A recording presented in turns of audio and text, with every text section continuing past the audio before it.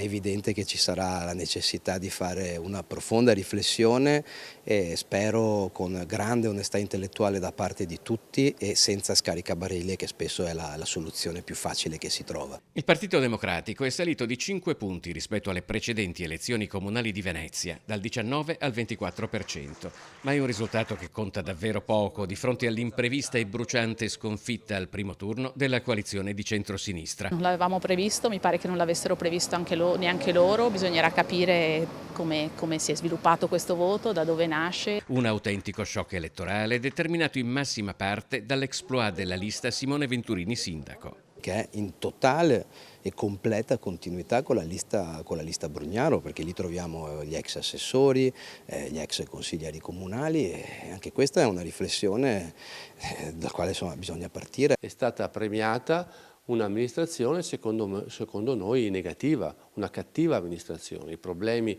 della città restano intatti, dal tema della sicurezza, il tema della desertificazione del commercio, il tema del degrado, il tema del turismo, il tema del lavoro. Chi ha pochi dubbi è Massimo Cacciari. In un'intervista al Corriere della Sera ha affermato che a Venezia ci sarebbe voluto un candidato sindaco diverso, come la Salis a Genova.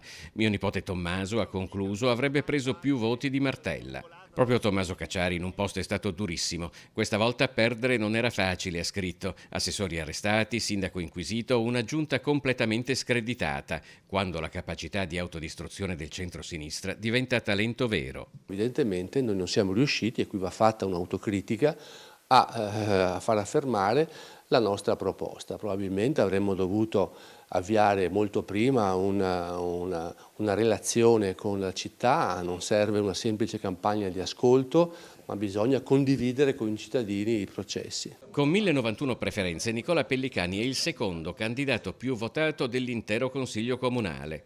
Anche la più votata è del Partito Democratico. L'esordiente Giulia Albanese ha avuto 1456 preferenze. Cosa l'ha spinta a candidarsi? Beh, credo che Venezia avesse bisogno di una visione che la riportasse ad essere una capitale a livello nazionale, europeo e internazionale. Non lo è in questo momento. No, non lo è una vetrina, e ha una vetrina internazionale, ma non è una capitale, non è una capitale della produzione culturale, non è una capitale dal punto di vista produttivo, non è una capitale dal punto di vista politico.